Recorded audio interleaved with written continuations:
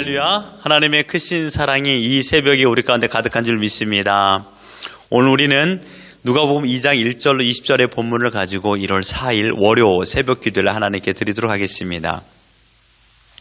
오늘 본문은 가브리엘 천사의 수태고지 곧 예수 그리스도의 탄생에 대한 예언의 말씀이 성취되는 위대한 본문입니다. 때가 참에 예수 그리스도께서 베들레헴에서 출생하게 되었습니다. 베들레헴이라는 특별한 지역으로 출생했던 이유의 기본적인 내용은 1절에 이렇게 말하고 있습니다. 가이사 아구스도가 영을 내려 천하로 다 호적하게 하였으니, 가이사 아구스도의 명령으로 인하여 온 사람들은 자기의 고향으로 돌아가게 되었습니다. 그리고 그곳에서 자신의 호적을 정리하는 시간을 갖게 되었던 것이죠. 그러나 이 명령을 내리게 된 이후에는 예수 그리스도를 베들레헴에서 태어나게 하시려는 하나님의 계획이 있었습니다. 하나님은 일찍이 미가 선지자를 통하여서 구세주가 베들레헴에서 태어날 것을 예언하셨죠. 미가 5장 2절에 보면 이렇게 말하고 있습니다. 베들레헴 에브라다야, 너는 유다 족속 중에 작을지라도 이스라엘을 다스릴 자가 내게로 나올 것이라. 그의 근본은 상고의 영원에 있느니라.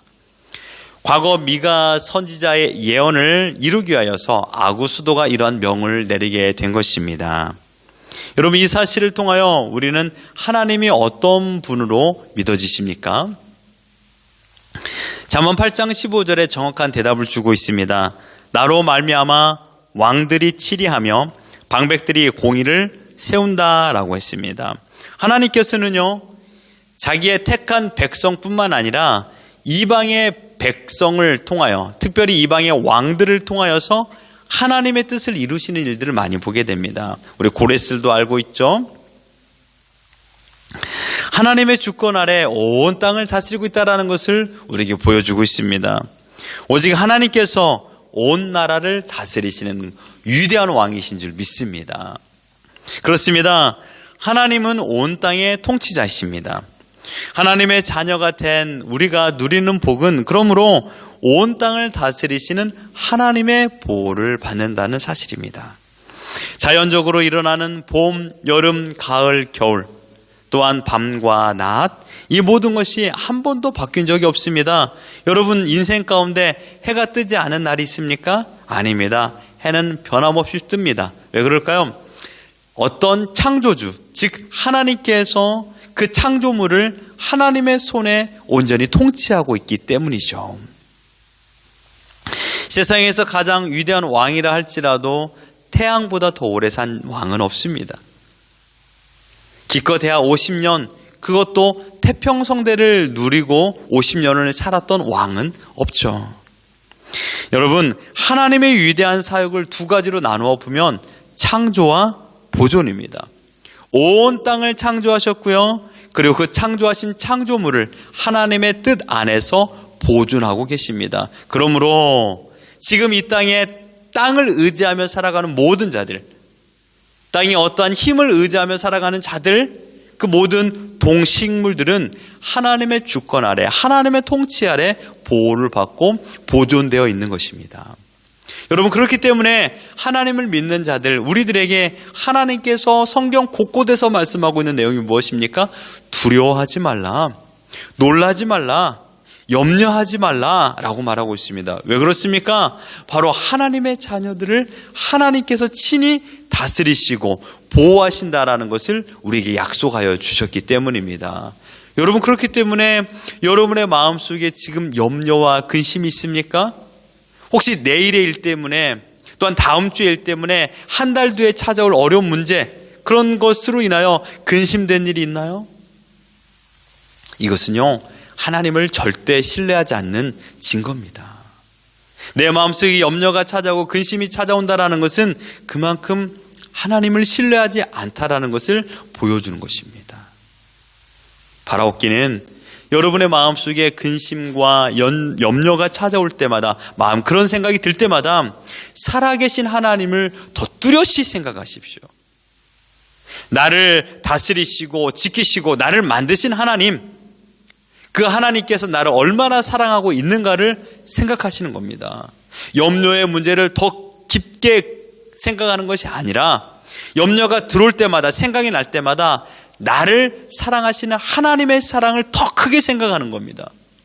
마치 얼음이 있어요. 염려라는 얼음이 찾아왔어요. 그러나 뜨거운 태양빛이 내리쬐면 얼음은 녹고 없어지듯이 나를 사랑하시는 하나님을 더 많이 생각하고 묵상하면 이내 내 마음속에 있는 근심의 얼음은 녹아 없어지게 되는 것입니다.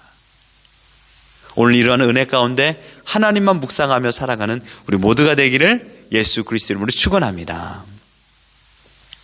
그런데 미가 선지자가 말한 베들레헴 에브라다라는 지역은 어디일까요? 베들레헴은 우리가 떡집이라고 잘 알고 있습니다. 그런데 이 에브라다는 잘 모릅니다. 여러분, 에브라다라는 지역에는요, 아주 슬픈 스토리가 숨겨져 있습니다. 야곱이 사랑한 부인 라헬이 야곱의 막내 아들인 베냐민을 낳으면서 죽은 곳입니다. 라헬은 자신의 죽음을 감지하고 지금 태어날 아이를 위하여서 많이 울었습니다. 슬프고 외롭고 힘든 인생을 이 갓난 아이가 살아야 되는 것을 이 라헬은 감지했습니다. 아이의 엄마로서 얼마나 슬픈 일일까요? 가슴이 찢어진 일일 것입니다. 이 아이의 젖을 누가 물릴 것인가? 이 아이의 아픔을 누가 유래해 줄 것인가? 그러면서 라헬은 울분을 토로하며 괴성을 지르며 눈물을 흘리면서 이 아이를 출생하였고 그곳에서 생을 마감하게 되었습니다. 아주 슬픈 장소죠. 눈물이 있는 곳입니다. 이별이 있는 곳입니다. 예레미야 31장 15절에 여호와께서 이와 같이 말씀하시니라. 라마에서 슬퍼하며 통곡하는 소리가 들리니 라헬이 그 자식 때문에 애곡하는 것이라. 그가 자식이 없어져서 위로받기를 거절하는도다. 가장 슬픈 이야기는요, 가장 슬픈 시기는 자기가 사랑하는 자녀가 내 눈앞에서 고통을 받는 것을 볼 때입니다. 얼마나 슬픕니까? 내 아이가 내 눈앞에서 죽는 것을 목격하고 그리고 그 눈을 캐내는 아주 극악한 고통을 북이스라엘 왕, 남유다 왕들이 당하지 않았습니까? 자기 눈앞에서 고통을 당하는 그 모습을 보는 아비의 심정은 억장이 무너지는 것이죠.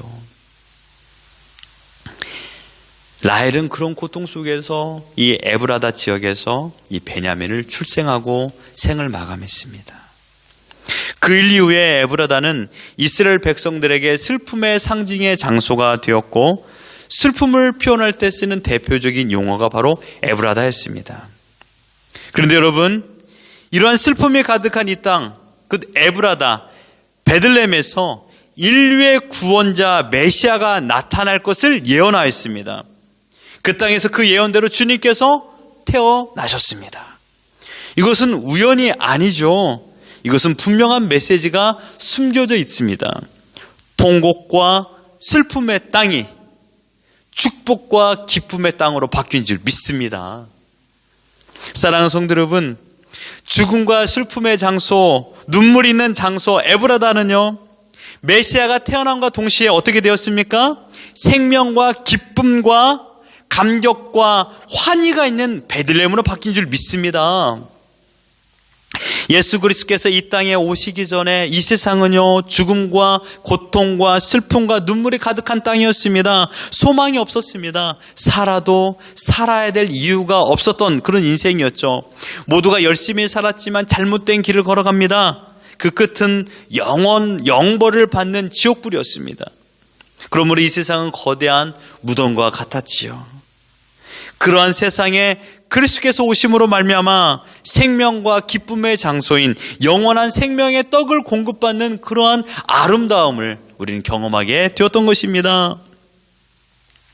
사망의 구덩이를 파고 스스로 돈이나 명예나 권력이나 정욕으로 자신의 몸을 덮어야 하는 어리석은 존재들이 우리였지만, 그러나 주님께서 이 땅에 오심으로 말미암아 마른 뼈에 생기가 불어오므로 이제는 살아있는 존재가 되어 그 위대한 역사를 찬양하는 그러한 삶을 살아갈 수 있도록 우리를 만들어 주셨습니다. 그리스도의 복음이 들어가는 것보다 사망이 떠나가고 생명으로 채워졌습니다. 그리스도의 복음이 들어가는 곳곳마다 죄와 어둠의 땅이 그리스도의 의의 빛으로 바뀌는 위대한 역사를 우리는 경험했습니다. 지난 과거 우리가 예수 그리스도를 알지 못하였을 적에 우리는 세상의 기근이 아니라 영적인 기근 속에 살아갔습니다. 아무런 자유와 기쁨을 누리지 못하고 살아갔죠. 어둠 속에 살아갔습니다. 그러나 의의 빛으로 이 땅에 오신 예수 그리스도, 그 빛으로 말미암아 우리는 생명의 빛을 공급받게 되었고 그 사랑으로 하나님을 찬양하며 지금 이 자리에 있지 않습니까? 여러분, 만약 우리가 예수님을 나의 구주로 모시지 않았다면요, 우리 인생은 슬픔과 애통만 가득한 에브라다에서 삶을 살았을 것입니다. 그러나 우리가 예수 그리스도를 모심으로 말미암아 우리를 창세전에 선택하여 주셨고 하나님의 사랑으로 하나님의 때 예수 그리스도를 믿어지는 복을 허락하여 주심으로 말미암아 우리의 인생은 슬픔과 애통에서 기쁨과 환희로 바뀌게 하여 주신 줄 믿습니다. 여러분, 사망을 생명으로, 또한 슬픔을 기쁨으로, 저주를 축복으로 바꿔주신 위대한 하나님을 내 아버지로 모시고 지금 이 새벽에 예배를 드리고 있는 것입니다. 여러분, 이것이 복음입니다. 복음이란 말이 무엇입니까? 복된 소식. 내가 산 집값이 오른 것도 좋은 소식이지만 그건 진정한 복음이 아니죠. 우리 자녀들이 학교에서 상을 받아온 거 기쁨을 주지만 그것은 영원한 복음이 아닙니다.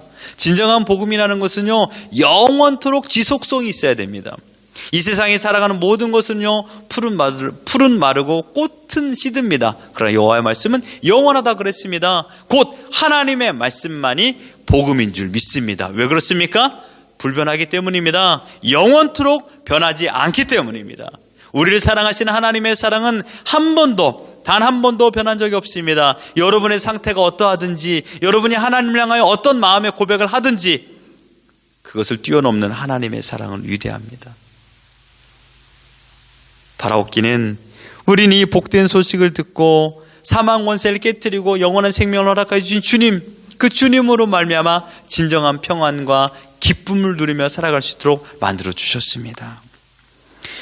이 땅의 진정한 복음은 예수 그리스도께서 우리에게 생명을 허락하여 주신 겁니다. 그런데요, 우리 주위에 이 기쁨과 감격을 아직도 모르는 자들이 참으로 많다라는 것이 애석합니다. 심지어 내 사랑하는 식구들조차도 하나님을 거부하고 하나님을 믿지 아니하고 살아간 자들이 있습니다. 저는 정말 요즘에 기도하고 있는 내용이 있는데, 우리 주위에 있는 사람, 특별히 제가 알고 있는 자들, 그들 가운데 예수님을 열심히 믿었다가 지금 믿지 아니하고, 상황에 따라, 환경에 따라 교회 오지 못하는 분들, 그들이 중심에 하나님을 믿고 있는지 안 믿고 있는지 저는 알 수가 없겠지만 그들이 속히 주님 앞에 나와 함께 예배 드리기를 원하는 기도를 드리고 있습니다. 진정한 기쁨과 자유가 어디서 올까요? 세상에 그런 성취와 세상에서 우리가 이득을 취하는 것으로 얻어낼 수가 없는 것, 오직 하나님만이 우리에게 진정한 기쁨과 소망을 주신다라는 것을 우리는 알고 있지 않습니까? 우린 이 위대한 복음의 소식을 듣고 믿고 있는 자들입니다. 또한 우리가 그 소식을 전달해야 됩니다. 여러분, 이 위대한 진리를 우리가 믿을 수 있는 복을 하나님께서 허락하여 주셨습니다. 창세전에 선택받은 하나님의 백성만 이 사실을 알고 믿을 수 있도록 하나님께서 은혜를 허락하여 주셨죠. 시편 30편 11절에 이렇게 말했습니다. 주께서 나의 슬픔이 변하여 내게 춤이 되게 하시고 나의 베옷을 벗기고 기쁨으로 띠띠우셨나이다. 아멘. 내 인생을 슬픔의 노래에서 기쁨의 노래로 바꾸어 주실 유일하신 분, 내 인생의 어둠이 떠나가고 생명의 빛으로 가득히 채워주실 분, 내 마음속에 염려와 근심으로 모든 것을 자리매김하지 않고 오직 소망과 기쁨으로 가득 채워주신 분, 그 예수 그리스도를 나의 영원한 인도자로 모시고 살아가는 우리들입니다. 바라옵기는 2021년 올 한 해 여러분의 달력에 기쁨의 행진만 있기를 소망합니다. 왜요? 주님께서 나의 구원자가 되어주셨기 때문입니다. 이 사실 하나만으로도 우리는 영생을 소유한 자들입니다. 이것 하나보다, 이 복음보다, 이 생명의 말씀보다 더 소중한 게 있을까요? 아닙니다. 이 세상은 있다가 사라지는 것들입니다.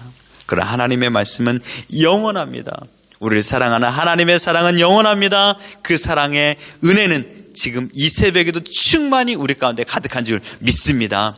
이 은혜를 의지하고 하늘을 소망하시며 이 땅에 그리스도의 제자로 오늘을 살아가는 우리 모두가 되기를 예수 그리스도 이름으로 축원합니다.